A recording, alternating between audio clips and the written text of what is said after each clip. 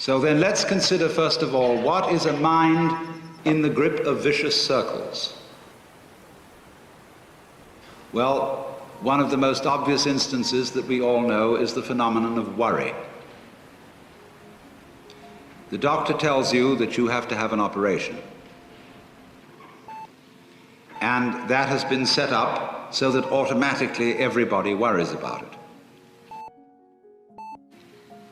But since worrying takes away your appetite and your sleep, it's not good for you. So the doctor tells you not to worry because he wants you on the operating table in a state of good health, well rested, etc. But you can't stop worrying, and therefore you get additionally worried that you are worrying, and therefore will not be in the right shape to be on the operating table. And then, furthermore, because that is quite absurd and you are mad at yourself because you do it, you are worried because you worry because you worry. That is a vicious circle. So now, can you allow your mind to be quiet? Isn't it difficult? Because the mind seems to be like a monkey, jumping up and down and jabbering all the time. Once you've learned to think, you can't stop.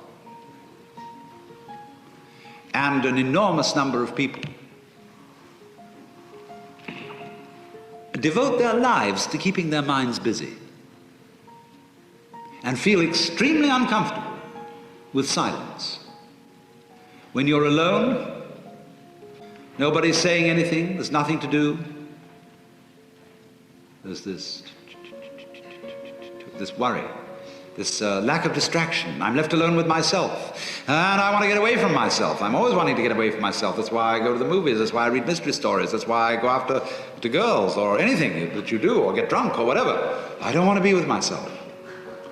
I feel queer. So, well, why do you want to run away from yourself? What's so bad about it? Why do you want to forget this? Why do you want to become absorbed? Because you are addicted to thoughts. And this is a drug, a real dangerous one. Compulsive thinking, going on and on and on and on and on all the time. It's a habit. So there's a difficulty about stopping that activity. And you really have to stop it if you want to be sane. Because if I talk all the time, I don't hear what anyone else has to say. And then I'll end up in the situation of having nothing to talk about but my own talking. Or so in exactly the same way, if I think all the time, I won't have anything to think about except thoughts. And that's the academic fallacy. See, when you add books to the library, a great many of the books that are added to the library are books about books. They're not necessarily books about life, some of them are, but most of the books, especially PhD dissertations, are books about books about books about books. And that doesn't really get us very far. So in order to have something to think about, there are times when you simply must stop thinking. Well, how do you do that? The first rule is don't try to. Because if you do, you will be like someone trying to make rough water smooth with a flat iron. And all that will do will stir it up. So in the same way as a muddy, turbulent pool quiets itself when left alone, you have to know how to leave your mind alone.